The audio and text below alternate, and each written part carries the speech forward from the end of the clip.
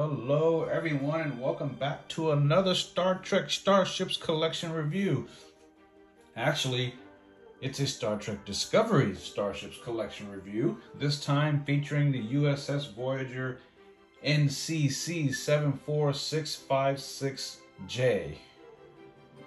And yeah, this was only seen in a couple of episodes of Star Trek Discovery that I can think of. I kind of stopped watching after, season 3 because it's just so bad. But one of the many things, that's actually an inaccurate statement. One of the few things that I actually liked about the show and whatnot was the USS Voyager J, which we only saw like for a split second or a minute a couple of times over. And when I found out that it was going to be available through this collection, I thought that, I can get my hands on that. And after pre-ordering this thing back in February, along with the Klingon D5 or D7 tanker, it finally showed up. And so, here it is. I'm happy to share it with you. And I'm going to stop rambling and get right into it. Of course, it's a box. It comes with a ship and a magazine inside. So let me open this thing up, get the magazine out, and get right into it. All right, folks, and here we have the magazine for the Voyager J. Down there at the bottom, you can see it has a couple of tidbits of information. It is considered Intrepid class, launched in the 32nd century, and is 452.95 meters. And from the looks of things, the format to this magazine mirrors that of the other Star Trek Starships collection, and albeit these are a little bit smaller, or very much smaller, and can actually fit inside of the boxes that they come into. And these magazines are about the size of the ones that came with all of the various shuttlecrafts sets so far. Actually, this one might be a little bit bigger, but they seem to be close in size nevertheless. And we have a nice image of the ship there on the cover. So let's turn the page and get into it.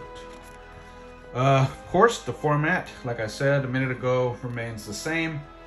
You have your little guide here on how to assemble the stand and the two clear plastic pieces that hold the nacelles in place, because in the 32nd century, there are no nacelle pylons, and these things just float next to the ship, or the ships, in this, quote unquote point, or at this point in the Star Trek universe. So anyway, so yeah.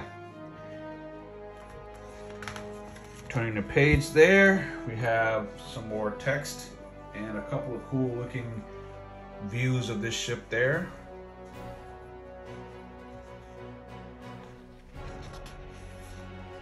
And interestingly enough, it says 10 generations of ships named Voyager, all because of Captain Janeway's, the original and the best, of course. Turn the page there, we have our, what looks to be our centerfold. There are no annotations or text or trivia on the left or right side of the magazine there, probably because we don't know much about the ship, who runs it, and what it looks like on the interior. And here's a section on the redesigning of the Voyager J. I guess, why would they redesign it if it was already designed? I don't know. But here's a nice image there as well as some more text and so on.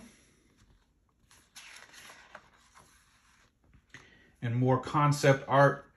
And of course, this was supposed to be the Voyager J, which I'm really glad they didn't go with that. Again, I know I'm very critical of Star Trek Discovery and basically New Trek anyway. And New Trek, by that, I mean pretty much anything from 2009 forward to the present. I guess I'm just not a fan of the aesthetic, the look, the feel, the sound of it, And so, yeah, I mean, I just don't think this looks particularly Star Trek. And the Voyager J is kind of borderline that. Anyway, so we have more text here and about that design process and the various thoughts that they were thinking of, and more text, a couple of other images there. This one looks pretty cool. And at least the overall shape of the ship looks similar to the, or is close enough to the original Intrepid class. So at least they kept that. And another view of the back of the ship, as well as some more text. And if I were a subscriber to this collection, or if I were somebody who would be getting Discovery ships, the next one would be the USS Greco. Also another background ship seen on Star Trek Discovery.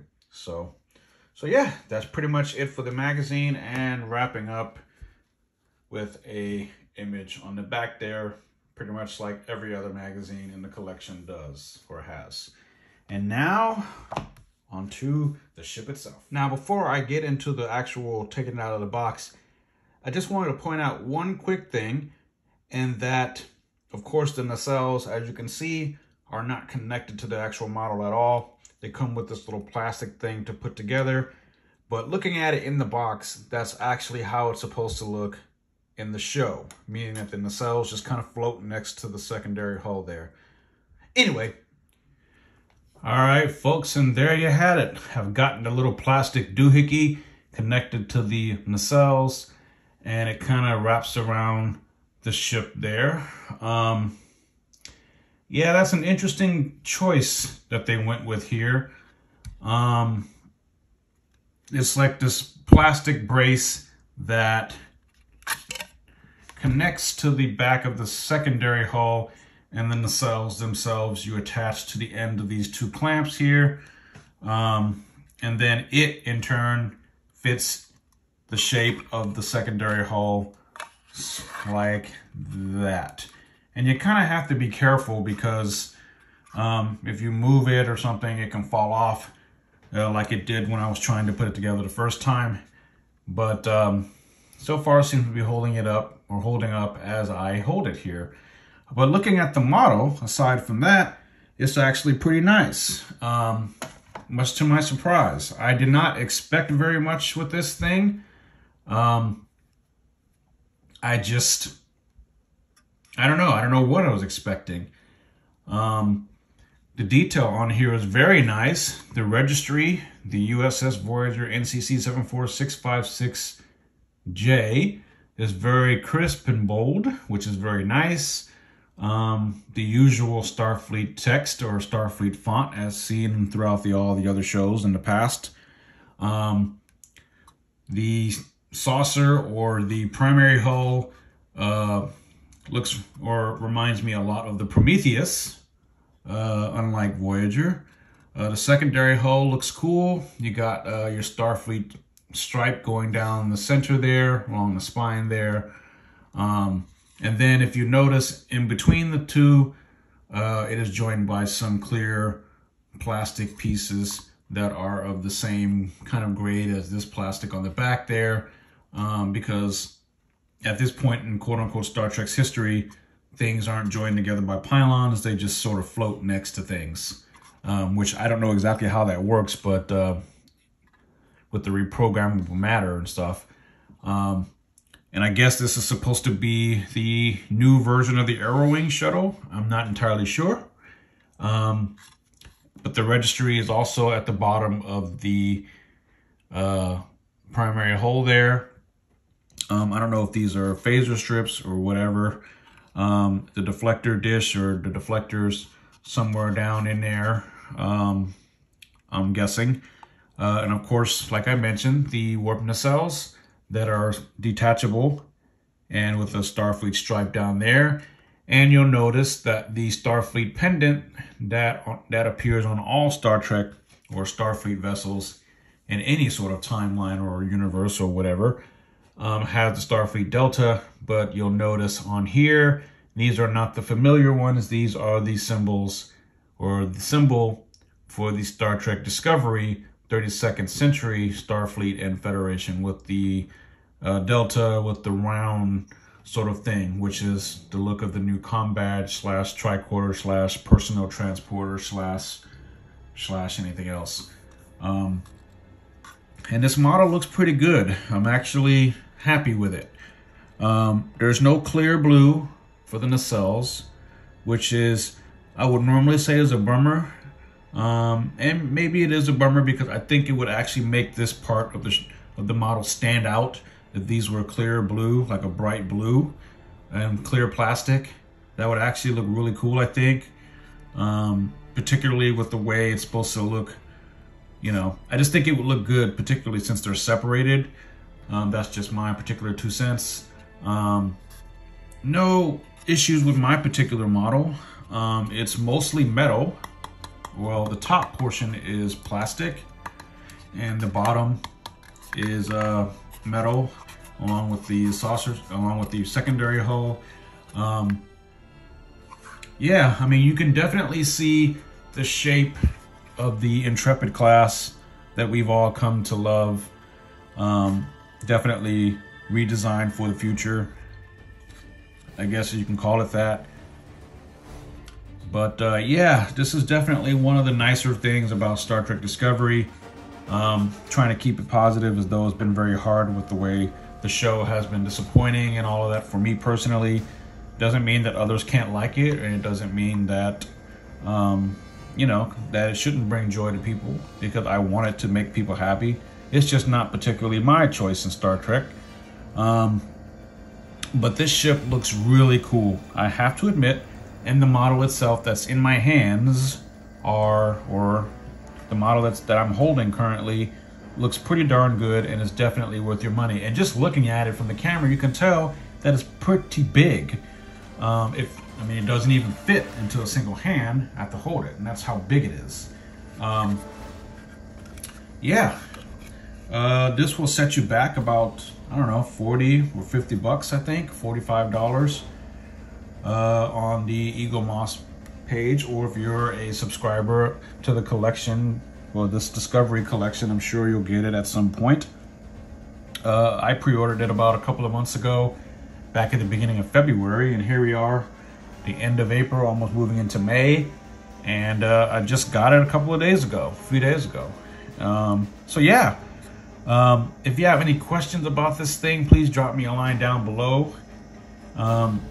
This is definitely one of the more unusual models in the collection. Definitely the first model in any of the Star Trek Starships collection that I've gotten that have separating pieces, that is, the nacelles.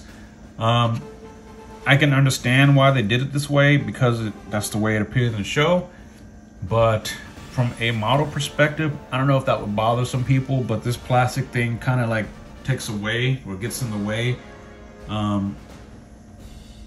I don't know, I just feel like it's a foreign object that shouldn't be there, but there's simply no way to really have the detachable nacelles without having this clear brace there.